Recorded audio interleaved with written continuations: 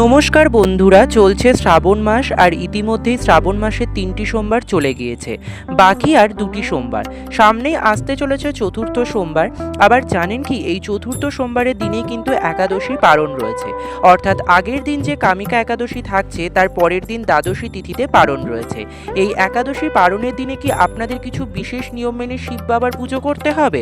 আপনারা কিভাবে বাড়িতে শিব বাবার পুজো করবেন, কি বিশেষ শস্য অর্পণ করতে হবে, এছাড়াও কি কি উপকরণ লাগছে, সোমবারের তারিখ এবং পুজোর শুভ সময়সূচি বা বাবার মাথায় জল ঢালার শুভ সময়সূচি কি রয়েছে, যারা উপবাস করবেন তারা কি খাবেন কি খাবেন না, এছাড়াও এই দিন কোন কোন কাজগুলি করবেন না, সমস্তটাই থাকছে আজকের ভিডিওতে। তো চলুন বন্ধুরা, আর দেরি না করে ভিডিওটি শুরু করা যাক। যদি আমার চ্যানেলে নতুন হয়ে থাকেন অবশ্যই চ্যানেলটি সাবস্ক্রাইব করে ভিডিওতে একটি লাইক করে শেষ পর্যন্ত সাথে থাকবেন। আশা করি ভিডিওটি আপনাদের জন্য খুবই হেল্পফুল হবে। ভিডিওটির মূল পর্বে যাওয়ার আগে দেবাদিদেব মহাদেবের যারা ভক্ত রয়েছেন অবশ্যই কমেন্ট বক্সে লিখুন ওম নমঃ শিবায়, হর হর মহাদেব।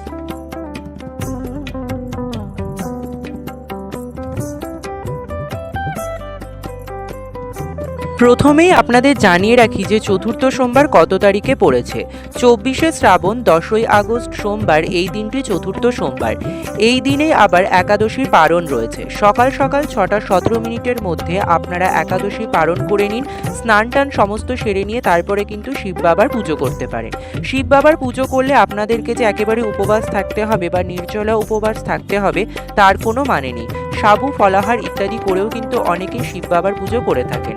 অথবা আপনারা একেবারে নির্জলা উপবাস থেকে বা একাদশীর উপবাস রেখেও কিন্তু আপনারা পরের দিন শিব বাবার পুজো করতে পারেন, তাতে কোনো অসুবিধা নেই। সকাল সকাল পুজো করে নিয়ে তারপরে আপনারা সারাদিন আবার উপবাস থাকবেন। চতুর্থ সোমবার কি কি বিশেষ উপকরণ লাগছে চলুন জেনে নেওয়া যাক। দুধ, দই, ঘি, মধু, শর্করা, এই 5টি জিনিসের মিশ্রণ অর্থাৎ পঞ্চামৃত লাগছে। সাদা ফুল, ধুতরা ফুল, আকন্দ ফুল ও ফল, কলকে ফুল, অপরাজিতা ফুল, গঙ্গার জল, ডাবের জল। এছাড়াও আপনারা যদি ফল দিতে চান দেবাদিদেব মহাদেবকে, যে কোনো রকমের মরশুমি ফল 5 রকমের, সেটি আপনারা প্রদান করতে পারেন। সাদা কোনো প্রসাদ বা মিষ্টান্ন অর্থাৎ সাদা সন্দেশ অথবা বাতাসা দেবেন। আর সবচেয়ে অপরিহার্য উপকরণটি হলো বেলপাতা, কারণ একটি বেলপাতাতেই সবথেকে বেশি তুষ্ট হন দেবাদিদেব মহাদেব। এছাড়াও এই চতুর্থ সোমবারে কিন্তু আপনাদেরকে জব রাখতে হবে, কিছুটা জব অর্পণ করবেন শিবলিঙ্গে। তো চলুন এবার পুজোর নিয়ম জেনে নেওয়া যাক। তবে তার আগে আপনাদেরকে শুভ সময়টা জানিয়ে রাখি, যে সময় আপনারা পুজো করবেন। পুজোর শুভ সময় এই দেখুন, অমৃতযোগের শুভ সময় থাকছে সকাল 10টা 21 মিনিট থেকে শুরু করে বেলা 12টা 50 মিনিটের মধ্যে। আপনারা সকাল 10টা 21 মিনিট থেকে শুরু করে বেলা 12টার মধ্যে পুজো করে নেওয়ার চেষ্টা করবেন। এই সময়টি অত্যন্ত শুভ সময়।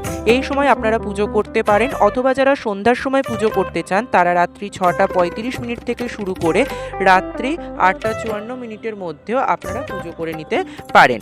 এছাড়াও তবে শ্রাবণ মাসে সোমবার কিন্তু সাধারণত প্রত্যেকে সকলেই সকালেই পুজো করে থাকেন সূর্যাস্তের আগে।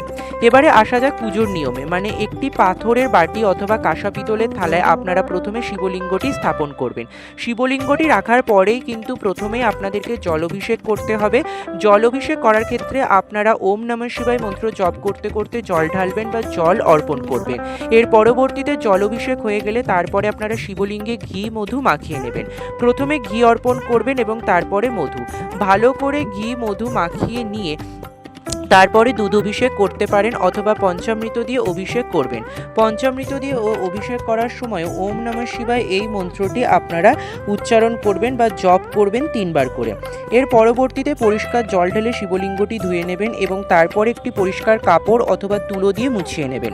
পরিষ্কার করা হয়ে গেলে শিবলিঙ্গটি এরপরে একে একে সমস্ত যা কিছু এনেছেন অর্পণ করার পালা। প্রথমেই অর্পণ করবেন পরিষ্কার বেলপাতা। বেলপাতাটি কিন্তু পুজোর আগেই ধুয়ে রাখবেন এবং যত কিছু প্রসাদ, ফুল, ফল যা কিছু রয়েছে সমস্ত কিছু ধুয়ে পরিষ্কারভাবে অর্পণ করবেন দেবাদিদেব মহাদেবকে। প্রথমে বেলপাতাটি অর্পণ করবেন। 3টি বেলপাতা দেবেন অথবা বিজোড় সংখ্যায় দেবেন, 3টি 5টি বা 7টি অথবা 108টি বেলপাতা অনেকেই অর্পণ করে থাকেন মনস্কামনা পূরণের জন্য। ওম নমঃ শিবায় এই মন্ত্র জপ করতে করতে 3 বার করে এই মন্ত্র জপ করতে করতে আপনারা বেলপাতা অর্পণ করবেন। বেলপাতা অর্পণ করা হয়ে গেলে আপনারা যে সমস্ত মালা ফুল এনেছেন সমস্ত কিছু এক মনে দেবাদিদেব মহাদেবের উদ্দেশ্যে অর্পণ করবেন। ফুল মালা সমস্ত কিছু অর্পণ করা হয়ে গেলে তারপরে ফল অর্পণ করবেন। এরপরে একটি প্লেটে অথবা রেকাবিতে যে মিষ্টি এনেছেন সাদা মিষ্টান্ন অথবা বাতাসা আর 1 গ্লাস জল দেবেন দেবাদিদেব মহাদেবকে। এরপরে আপনারা জব অর্পণ করবেন এবং নিজের মনস্কামনা জানাবেন। আর সব শেষে ধূপ আর দীপ দেখিয়ে আরতি করবেন। মনে রাখবেন জব কিন্তু আপনারা বিজোড় সংখ্যায় অর্পণ করবেন। গুনে গুনে নিতে পারলে ভালো, অথবা আপনারা যে দোকান থেকে কিনে আনবেন তখনই আপনারা বিজোড় সংখ্যায় মানে গ্রাম যে যত গ্রাম নেবেন সেটি বিজোড় সংখ্যায় নিলেও হবে। এর পরবর্তীতে সব শেষে আপনারা ধূপ আর দীপ দেখে আরতি করবেন, আপনাদের পুজো সম্পন্ন হবে। তবে মনে রাখবেন এই পুজোতে অর্থাৎ শিব বাবার পুজোতে কিন্তু শঙ্খ বাজাবেন না। এবারে জানিয়ে রাখি ব্রতীরা এই দিনে কি খাবেন আর কি খাবেন না।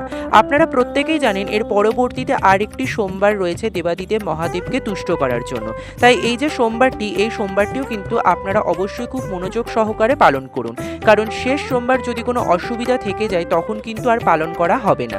তাই এই সোমবার যেদিন পালন করছেন তার আগের দিন অর্থাৎ রবিবার দিন কিন্তু আপনাদেরকে সংযম করতে হবে। এমনিতেই একাদশী ব্রত রয়েছে, নিরামিষ আহার গ্রহণ করবেন, খুব ভালো হবে আপনারা এবং আপনার পরিবারের জন্য। আর শিব বাবার জন্য কিন্তু রবিবার দিন আপনারা নিরামিষ আহার গ্রহণ করবেন, কোনো রকম মাছ মাংস ডিম আমিষ আহার গ্রহণ করবেন না। পরের দিন যেদিন সোমবার পুজো করছেন সেই দিনও কিন্তু আপনাদেরকে পুরোপুরি অন্ন গ্রহণ করা চলবে না, রান্না করা কোনো খাবার খাওয়া যাবে না। সাবু ফল ইত্যাদি খেয়ে থাকবেন, দুধ খেতে পারেন, মিষ্টি খেতে পারেন, কিন্তু কোনো রকমের রান্না করা খাবার খাবেন না। লুচি পরোটা ইত্যাদি অনেকেই খেয়ে থাকেন, তবে না খাওয়াই ভালো। একটি সোমবার অন্তত একভাবে পালন করে দেখুন, আশা করি আপনার সমস্ত মনস্কামনা পূরণ করবেন দেবাদিদেব মহাদেব। আর এই দিনে ঘরবাড়ি কোথাও যেন অপরিষ্কার রাখবেন না, সমস্ত কিছু পরিষ্কার পরিচ্ছন্ন রাখবেন এবং সকাল সকাল ঘুম থেকে উঠে পুজো করে নেবেন। খুব তাড়াতাড়ি নতুন কোনো ভিডিও নিয়ে আসছি। সামনেই সূর্যগ্রহণ রয়েছে, সেই সূর্যগ্রহণের ভিডিও কিন্তু আসছে। সেই সমস্ত ভিডিও দেখার জন্য অবশ্যই চ্যানেলটি সাবস্ক্রাইব করে সাথে থাকবেন। আর এই ভিডিওটি যদি হেল্পফুল হয়ে থাকে বন্ধুদের মধ্যে অনেক অনেক বেশি শেয়ার করবেন। ধন্যবাদ।